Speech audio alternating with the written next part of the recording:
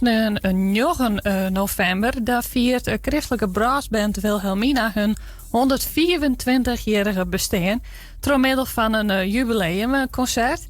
En waar daar meer over vertellen kunnen, dat ben Tetje Kooistra en Anita Bremen. Die ben ik onskoot bij ons in de studio. Welkom.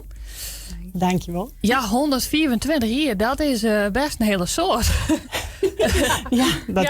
Dat helpt net elke band. Nee, klopt. Je bent er nog net zo lang bij betrokken, neem ik aan.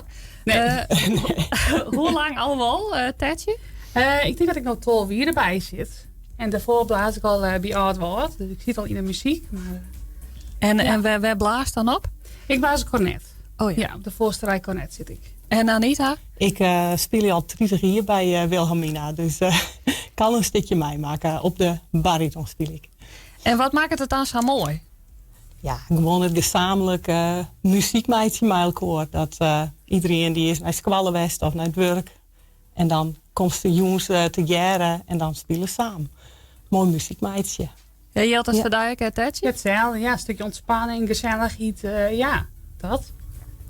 En dan nou dus een feestelijke een heugelijke feestelijke, hoe zeg ik het nemen, bijeenkomst, jubileumconcert. Heeft daar een prutte werk van hoorn om dat te organiseren? Ja, eigenlijk zo. Wie zit erbij? Dat was ik in de jubileumcommissie. Dan ben je eigenlijk wel, ik denk wel per maand al met douane van, goh, hoe gaan we het programma inbreiden? Wat gaan we douane? Gaan we een gastmuzikant bij douane of net? Dus er komt prutte bij zien altijd, ja. En is dat ik besloten om daar een gastartiest bij te doen? Ja, we zoeken Glowing Away, maar jammer genoeg, door medische reden kon die per week niet, had die al zijn helaas. Dus toen werd even, wat doen we nou? Maar gelukkig wil Pieter Wilkes dus wel helpen en die komt mij. Ja. En heeft dan zoiets als jij er die? Nou, ik mijn oren speel je? Ja, mijn Fado van der Woude hebben we nog. Wie dat vorig jaar? Ja, ik denk vorig jaar hebben we daar een concert mee gehad. Dus, we hadden Kalmer Oproer natuurlijk mij die. Dus daar hebben we heel veel gasten bij. Dat, Ja, dus wel een beetje ervaring, maar ik speel je mij een oorboetende band, zeg maar. Ja. Hem daar wat zin hoor. Ja, helemaal. Ja, zeker. Ja, dat is wel echt iets best. Eigenlijk het hele hier al naar Tal leest. Het hoogtepunt is wel het jubileumconcert. Hem dat dan elke keer? Nee, we gaan net elke keer, maar we hebben wel tot hier al je concerten. Maar zoals nu hebben we dat jubileumconcert en dan pakt wel wat grutter uit dan gewoon een voorjaarsconcert of een kerstconcert, zeg maar. Dus we hebben een mooi studieweekend lessen gehad op een Hammerslag. Dus wie ik super gezellig en dan alle stikken even goed terug, dat alles goed in zit. En dus wij hadden wel zin in ieder geval.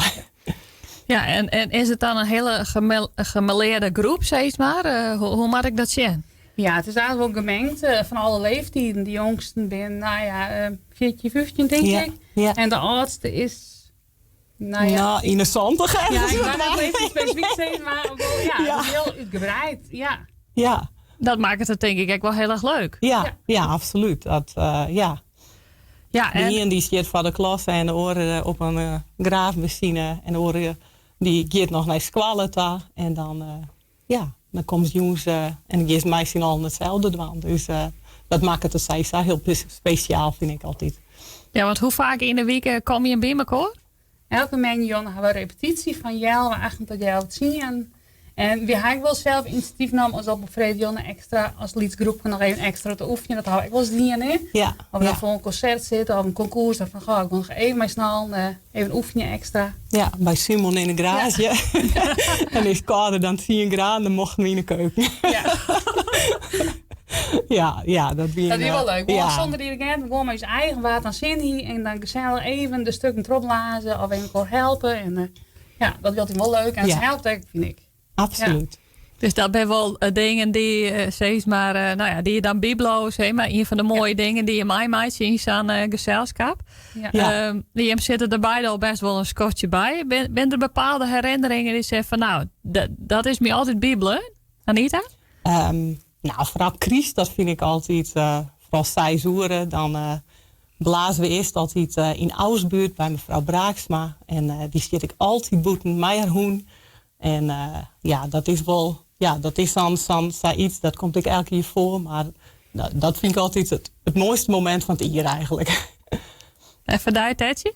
Nou, hetzelfde, maar ik wil gewoon, als je naar het bondsconcours gaat of naar een concours, dat je de hele dag met snel onder de pan bent, steeds met snel neemt eten. Even, of met de bus erheen gaan al. Dus dat vind ik al heel gezellig, met snel wezen. Ja.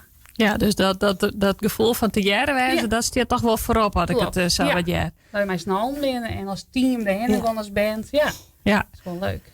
Nou, en dan oren weken dus nationaal dat mooie jubileumconcert vieren. Voor mensen die daar bijwijzen willen, waar is het? Hoe kunnen ze erbij wijzen? Kost het geld? Wat is de informatie? Nou, de jubileumconcert is in de Oosterkerk in Kolm. En het begint om jaar wachten. En er is geen intrede, dus wel een collect natuurlijk om de kosten nog even te dekken. En het is een volle programma, denk ik. Ja. Lietse pauze in het midden, dus... en de Waldpiekblazers, die komen ik nog, dus het jeugdorkest. Dus dat is, die ga ik hun eigen mini-concertje. En want die jeugd die mag er ik bij beloeken. En dat is jeugd van de Westerijn en Triem Westergeest en van Kolm. Dus had ik een gezamenlijk mooi jeugdorkest. Dus die mag ik absoluut net vieren. Nee, de jeugd heeft de toekomst natuurlijk. Ja, en die kan misschien daar wat terugstromen naar het grote orkest. Vergezen intrede dus, ken dat dan uit? Nou ja, je maakt wel sponsors ziek, je maakt acties dwaan om wel zoveel mogelijk geld op te staan om dit te kunnen maaien. Ja. Dus er is wel werk van aangegaan om dit mede mogelijk te maaien. Maar, en in juni hebben we een hele week lang op elkaar West Kolm heen. En hebben alle dwarmbidel West, of bijna alle dwarm, want Kolm bleek toch iets groter dan dat we dachten. Ja. Maar een volle sponsoring. Daar ben we heel dankbaar voor. Ja, en op die manier kunnen het dus mogelijk maken worden dat mensen vergezen hen kennen. Ja. Nou, hartstikke leuk. Ik zou zeggen, ik wens je mijn prutte plezier vooral, want het spat er van maar dat moet vast helemaal goed komen morgen weekend volgens mij. Nou, en dank je wel voor de komst in de studio. Ja, graag gedaan. Dank je wel.